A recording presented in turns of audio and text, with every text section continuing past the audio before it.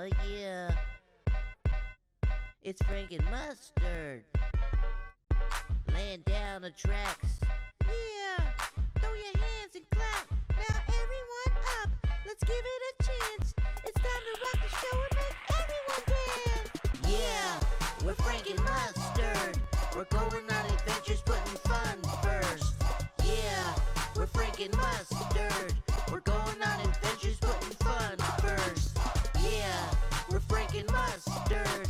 We're going on adventures, putting fun first. Yeah, we're Frank and Mustard. We're going on adventures, putting fun first.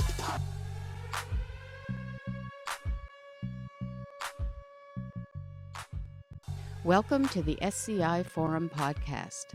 This podcast was produced by the Northwest Regional Spinal Cord Injury System in the University of Washington Department of Rehabilitation Medicine. The Northwest Regional SCI system is dedicated to improving the lives of people with SCI through excellent patient care, research, and education. To learn more about our podcasts and videos or to make a donation, go to sci.washington.edu. Hello and welcome to the Spinal Cord Injury Forum Podcast. My name is Jeannie Hoffman and I'm the director of the Northwest Regional Spinal Cord Injury System and a clinical psychologist and professor in the University of Washington Department of Rehabilitation Medicine. Today I'm talking with Simon Calcavecchia. Simon is the author of the children's book starring the characters of Frank and Mustard. Hi Simon, thanks for joining us today. Really glad to have you here. Happy to be here. Thank you, Jeannie. Can you just start by telling us a little bit about yourself and about your injury? I was injured back in 2002. I went on a trip of a lifetime. At 19 years old, I was given the opportunity to follow my dreams of playing rugby. It led me to Sydney, Australia. When I was there, I was training really hard to be the best rugby player I could be. That meant I was getting on the beaches, running in the sand. I was also lifting weights and putting my best effort onto the practice field with my team. When I was doing that, the coaches noticed my efforts. They moved me up to a pretty high level of rugby competition. It was more of the collegiate level. I had a friend who wanted to help me get better. He was the number one player in my position, wanted to help me be the best rugby player I could be. And he gave me some advice, and he said, Simon, next time you go into the scrum, and the scrum is kind of like in football when they hike the ball and everybody smashes together. Well, I was in the front of that, and he said, get your head a little bit over to the side. When you do that, you'll be able to give our team a little bit of an advantage and push around the other player easier. And I tried it in a game, not really having the proper technique, and also not really realizing the danger of trying that technique in a game. Ended up breaking my neck on my opponent's shoulder at the C5-6 vertebrae, paralyzing me from the chest down with quadriplegia. So you were actually injured in Australia, but then you came back to the U.S. for your rehabilitation, correct? Correct. I spent about a month and a half in the hospitals in Sydney. Mm-hmm. They took the best care they could of me, and I have nothing but love for them. They really were there for me when I needed them most. When I transferred from there, I came back on a plane. I took over 9 seats, and I had doctors and nurses coming with me. It was a fortune, and actually the Australian people had a fundraiser for me at one of the professional rugby games and raised $40,000 for me to be able to come home and cover my costs. It was an incredible thing that they were able to do for me when I needed it. And we transferred to the University of Washington. Boy, I tell you, when I came here, it felt like I was living like a king, because over there, I was in a big ward with a bunch of people who had spinal cord injuries. I had one nurse that I shared with about half a dozen people.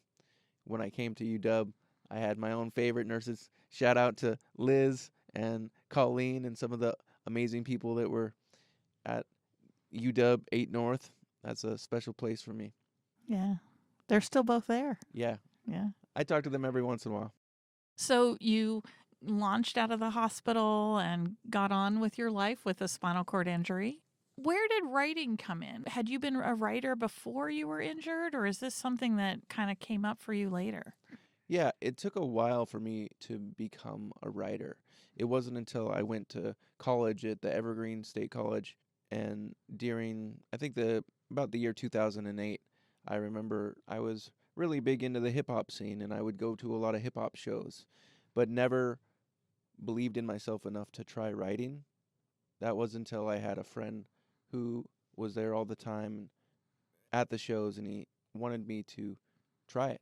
He's like, Simon, why don't you go home and write a verse or something like that? And I was like, I never really gave that much thought, but I'm gonna give it a shot. And that was a rhyme. If you didn't pick that up, it came to me naturally. I thought, wow, I really love writing. I became very passionate about it. Started writing hip hop pretty much all the time, and it really gave me a belief in myself to write and to express myself creatively. It also gave me an outlet to express my emotions in ways that I had never had before. So did you actually do much performing in hip hop, or did you kind of give your rhymes to other people to perform? No, I definitely did some performing. Uh-huh. It took a little while to get there, but I performed on stages and with crowds and everything like that, and started to get into it. I really actually got very passionate about it and was dreaming big with it. But unfortunately, I'm the type of person that gets really focused and compulsive in a way when I was working on that. And when I get really excited about a passion, and I actually overused a muscle in my chest that I used to help me project my voice. I basically wore down the muscle so much that I couldn't use it, and it took away that dream of mine in some ways. That must have been super disappointing to kind of find something that you love, that you were totally into, and then not have it work out. Yeah, it was devastating. Did it kind of shift you away from writing completely, or did it just make you really focus on a different way of At the time, yeah, I stopped writing. I let go of the passion because I didn't see it playing out the way that I was dreaming when it was working, when I was writing, when I was performing. Mhm.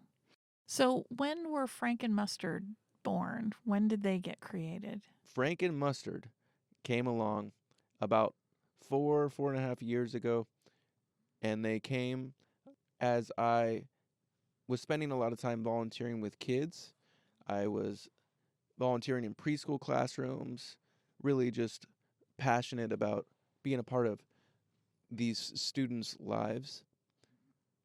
And it gave back to my life in a big way.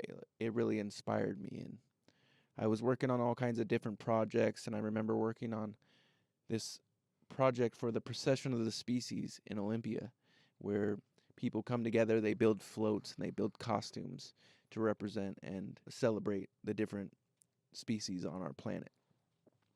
I had this big dream to create a Komodo dragon and mount it onto my wheelchair and drive it through the streets. It was a big, big dream, and I ended up recruiting about 50 or 60 people, and we committed several hundred hours to mounting this Komodo dragon that was the size of a bus onto my chair, and we drove it through the streets like I dreamed. It was incredible. During that project, I met the illustrator of my children's book series, The Adventures of Frank and Mustard. After that, we hung out pretty much every day. We had just an amazing connection through art and community, which led eventually to the day when he had created a doodle. Now, I knew he was a fantastic artist. That's part of why he joined the team. But I'd never seen him in that 2 years create a image or a cartoon-like figure. When I saw it 2 years into our friendship, I knew that it was time to create this other dream of creating my children's book, or a children's book. Mm-hmm. Because, yeah, spending a lot of time with kids, it felt like a natural progression to want to make a children's book. Almost everybody you know wants to make a children's book. And really, it just took the aligning of the stars to make it happen with the illustrator Art or Arturo Alvarez coming into my life and helping me realize that opportunity. That's great. So obviously working with kids has been a huge influence on this. Where did you get the story ideas? Where did you get where did all that come from? Well, I had spent about 10 years volunteering with kids before I became an author. During that 10 years, I remember reading lots of different children's books, but not one of them ever had a character using a wheelchair. That was really bothersome. I knew that kids weren't learning about the stories from my life or the life of a wheelchair user. And they should be learning about that. That should be mandatory. We should have so much more diversity in our children's books. But it's a little tricky because a lot of the time these books aren't very kid friendly. Like, they're really educational, but kids don't want to read them over and over, if once.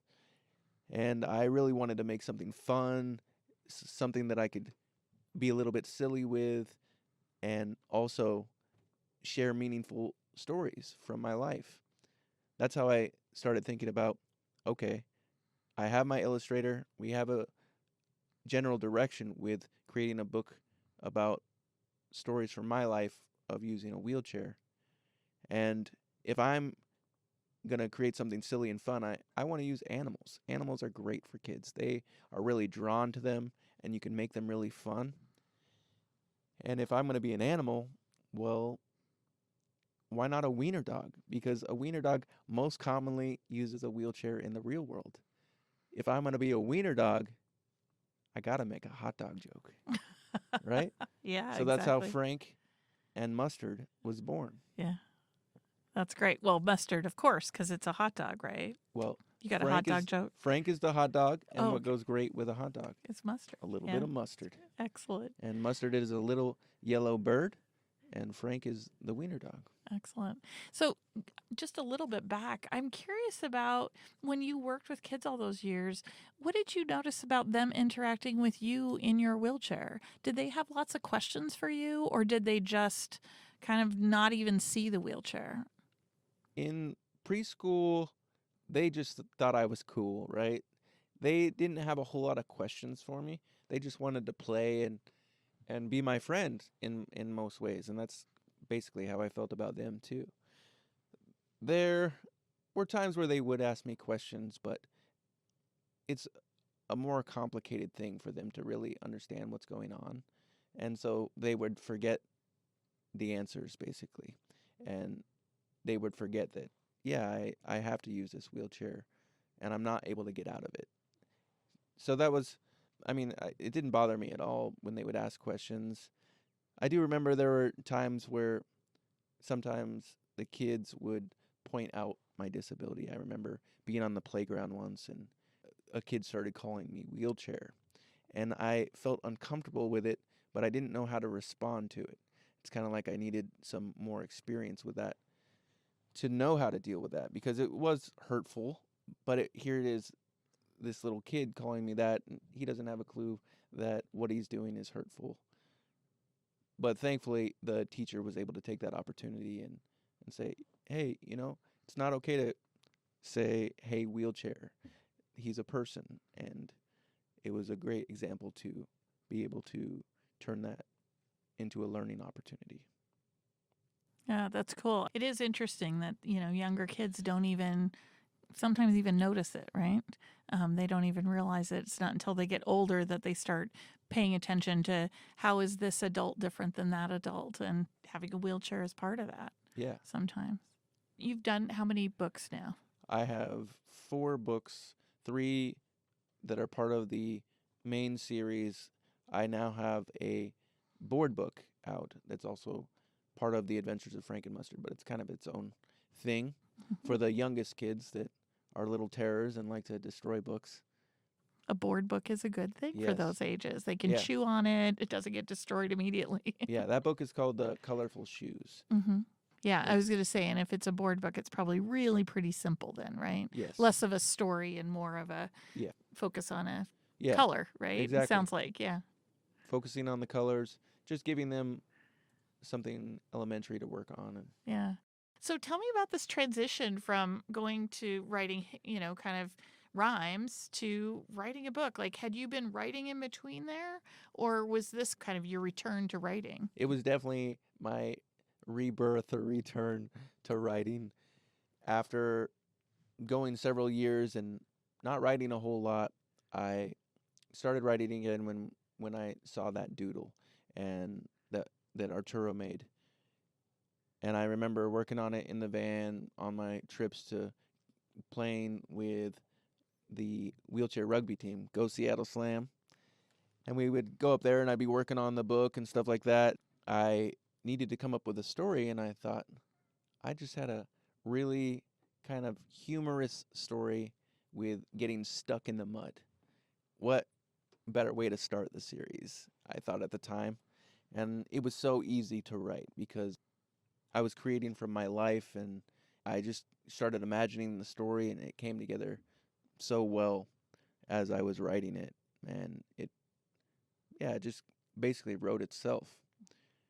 And it really excited me for creating children's books. And after about a year, we had gone through the editing process, and it was our first book, so we had a lot to learn. We really just had to work through it though, and do the editing. That was a lot of the time, and we spent about a year on the first book before we felt it was ready, and eventually came out with it, and it started a fire for me to keep creating, and that hunger to share my stories with kids all over, which ultimately led to now my favorite thing, which is going to schools, sharing my personal story with kids and inspiring them at school assemblies.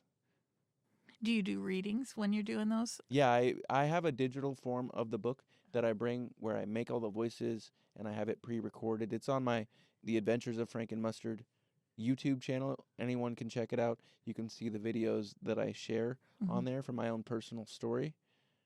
And yeah, it's been the best thing ever because that's where I really know that I make a difference in inspiring kids and educating them about quadriplegia, what my life looks like at home.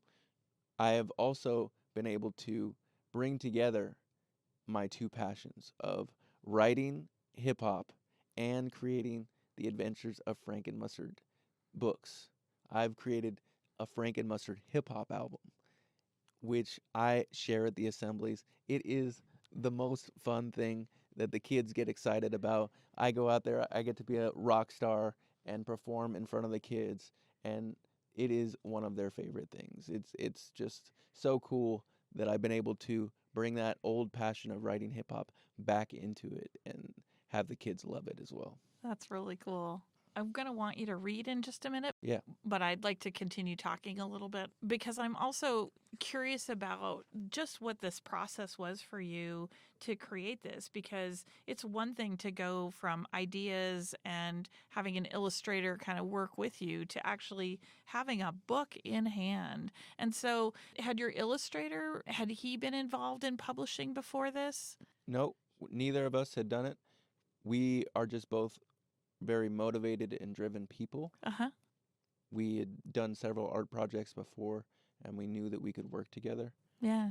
But yeah, we clearly had no idea what we were doing, but we believed in ourselves. Yeah. And that's what really mattered most to make it happen. Yeah. So can you just talk a little bit about kind of from the steps of doing some pages to like actually getting it into book format? How did you figure out how to get it through this process so that it could come out the other side? Right. Well, it started with writing the best version of the story that I could.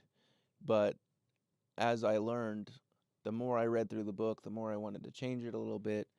But once I had the rough draft version, and this isn't necessarily the best way to do it, it's just been the way that it's happened.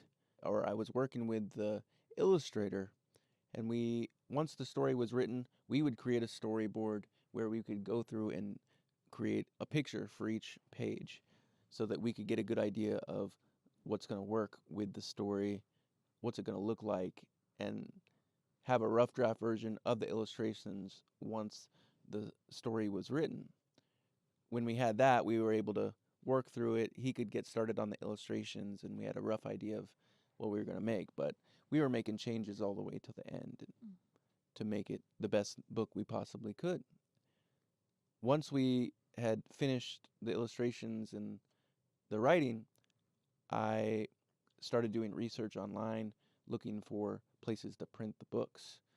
I didn't really love the deals that I was finding. They were still pretty expensive.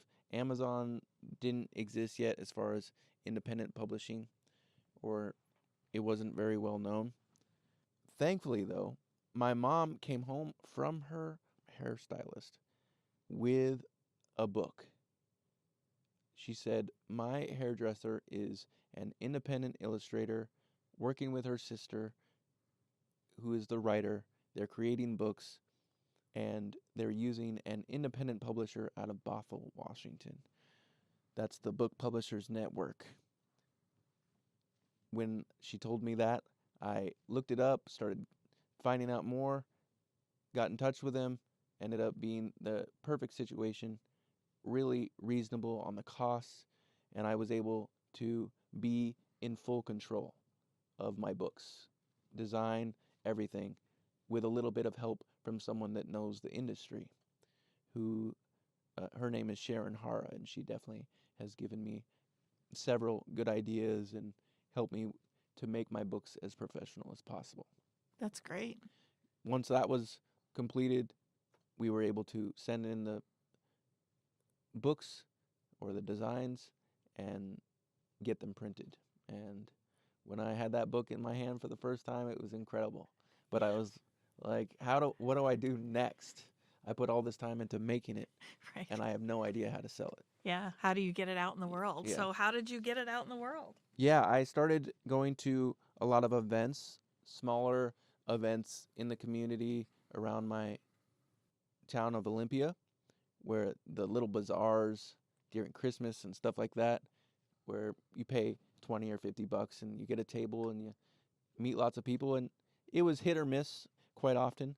When it was great, it was awesome, and you can't beat the support of those small communities, especially in the beginning. But then I started branching out and started doing the biggest events around. I started doing the UW Street Fair and these places where you have to spend $500 just to be there. And that was pretty scary in the beginning because it's like, whoa, I have to sell quite a few books to make this happen. But we saw the success in the smaller places, and I wanted to take the risk and try to eliminate that possibility of having a dud show. By going to these bigger events, I found much bigger opportunity. I also have found ways to connect with my community, to get into schools, and to make those connections face to face. Because when wanting to be a motivational speaker and going to schools and be an assembly presenter, that face to face connection is priceless. That's great. So it sounds like that has really created a whole network for the next book and the next book as Yeah. it's come out. Do you have ideas for the next one in the series, or do you have ideas for other books that you might write? Our latest book, it's called Monster Truckin'. It's about when I drove a monster truck. That's awesome. I've made it so that it's in the Tacoma Dome. Mhm. It actually happened in the Tri-Cities, but I wanted to give Tacoma some love, Mhm. and it's a classic place for monster trucks. Yes. But I was in the Tri-Cities, and this guy, his name's Jeff Bainter. He drives Captain USA, or used to drive it. And I remember seeing it in the flyer for the event. And I went there for an event to sell my books. And I was like, I have to get a video in this monster truck. I have to go for a ride. And I'm going to make it happen. When I went there, I went into the space where the monster truck was. And I was like, so, how are we going to get me in that thing? And he said, eventually, he said, how about we do one better? I've actually purchased hand controls to help make this monster truck more accessible for all. I want you to take the first drive. Wow. Yeah. That's pretty awesome. And it got even cooler because I was like, okay, I want to drive it, but how am I going to get in it? Right. Well, they brought out the forklift. They brought the forklift in. They lifted me up in my wheelchair up about 12 feet in the air, and they had this huge guy working with them who beast moded me into the monster truck. That must so have that I been could one drive heck it. of a transfer. Oh, it was. But he took it so well and just transferred me like I was Sunday dinner. Yeah, that's amazing. So if somebody hears this and doesn't live locally, how do they get access to your books? You have a website, right? Can Yeah. they order them on your website? Definitely. You can check out the books on frankandmustard.com. I also have them on Amazon. And yeah, visit my website, frankandmustard.com. Excellent. So I'm going to have you read. All right, I'm going to get started with my first book called The Adventures of Frank and Mustard, Stuck in the Mud. By the way, this is based on a true story of when I got stuck in the mud in my wheelchair. Frank, let's go check out that trail. Yeah. I see butterflies. Mustard! Frank! What is wrong, buddy? I am stuck. Grrr. What are we going to do? Pull! What do we do now, Frank? I don't know, Mustard. I have an idea, Frank. Hold on to this, Frank. Mustard grabs a rope. Kasploosh. He also ends up in the mud. What are we going to do now, Mustard? He has an idea. I will be right back. Frank, I brought some help. Well, where are they? Look, they're down here. There's some ants. Sergeant Ant, at your service. Let's go, troops. Heave, ho, heave, ho, heave, ho. And that is the first third of the book. You'll have to check out the rest. Once again, find it on Amazon or frankandmustard.com. That's awesome. Thank I you. love it.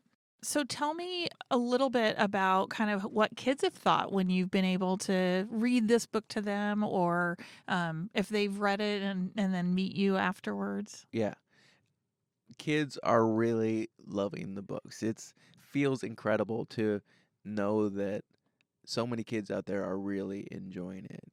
When I come to schools, they definitely treat me like a rock star, and I've had so many kids tell me that I'm their favorite author and stuff like that, and that feels so good. But where it really feels good is knowing that there are families who have kids that are facing challenges like living with a disability, and to have the messages in the books really resonating with them, but also when I go to schools and to be sharing my story and have that message of inclusion and kindness and positive mindset really transcend across all types of different disabilities, not just the kids or the people that are using wheelchairs.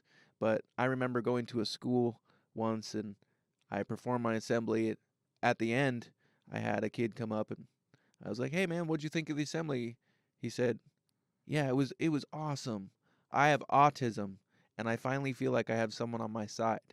And to be able to have that kind of impact on a kid and know that I'm doing that with thousands of kids, that's what drives me to work so hard, to get out there every weekend, to go to these shows, to get my books into schools, making that difference.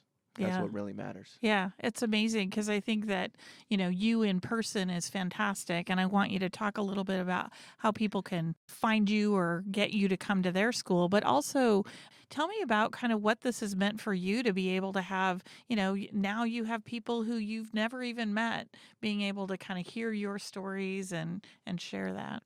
Yeah, really, to have all that, it just feels like I'm getting to give and receive even more love in this world, and to be doing something positive really drives my life. I've never been this committed to anything in my life. That's because it has all the most important things. I'm passionate about it. I am being able to creatively express myself, and I'm making a difference. It's also giving me a career opportunity that I never had before. I haven't worked at a job. I had challenges with that when I graduated from the Evergreen State College, which led me down a path of creativity. Now that I have a career opportunity, it is doing a lot for my life and giving me a whole new level of confidence.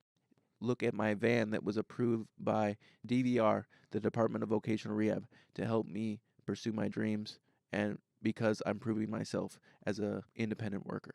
That's fantastic. That's a huge accomplishment. Yeah, it's taken 4 years to get where I am, but the persistence has been worth it, and continue to have the support that I need to make the difference that I believe in. Yeah. So, Simon, I want you to tell people, how do they find you to come to their event, to their school, to their whatever they want to learn about you, learn about your story, learn about the books, learn about your hip hop? Yes, please. Thank you for asking that question. Just visit my website, frankandmustard.com. You can also email me at frankandmustard@gmail.com. It's the best way to get in touch with me, and I would love to go to the schools. I speak to all ages, and I can make my message resonate with any age. So, yeah, I would love the opportunity. That's great. Thank you so much for joining us today. Thank you for It's having me. great It's having been a you pleasure. here. I've been a fan. I've been watching the YouTube videos, or the videos that you have out there, for quite a while, and it's been really cool to see all the different educational opportunities that this community has presented, and see some of the stars in the community, and it's nice to finally be on the show. Excellent. Yeah, we're grateful to add you to the list. Well, thank you so much. Thank you. Thank you for listening to the SCI Forum Podcast. To learn more or to make a donation, please visit sci.washington.edu. Oh, yeah! It's Frank and Mustard, and we're back again! Hello, my name is Frank. I have 2 legs and I know how to shake them. Take me to the park, I'll let you chase me. I'm gonna show kids racing, drop me off, I'm taking this spot. I have 2 wheels and I know how to rock them. Watch them turn, you'll see my stock rims. I'm gonna drop this hot mix, yeah. We're going downtown, rolling through neighborhoods, house to house, coast to coast. Yeah, we cruising now. Let's get loose and loud. The dance floor's open, I'm a loafer. I told y'all I could shake my shoulders. Leave me here, I found my home. It begins with heave-ho. Yeah, we heave-ho. We heave-ho. Yeah, we heave-ho. We heave-ho. Yeah, we heave-ho. We heave-ho. Yeah, we heave-ho. We heave-ho. Boy, I sure remember the time when we got stuck in the mud. I remember too, Mustard. I am so glad we ended up with free ice cream. Serve it up, I love this stuff. 2 scoops now with chocolate chunks. I'm looking for the next place to offer us. Yo, Frank, give me the awesome sauce. Yeah, we don't stop to talk. We got too many options popping off. We gotta rock the show, we gotta rock and roll. It begins with heave-ho. Yeah, we heave-ho. We heave-ho. Yeah, we heave-ho. We heave-ho. Yeah, we heave-ho. We heave-ho. Yeah, we heave-ho. We heave-ho. Hey, Frank, I feel like we need a new adventure. You mean like going out for some more ice cream, Frank?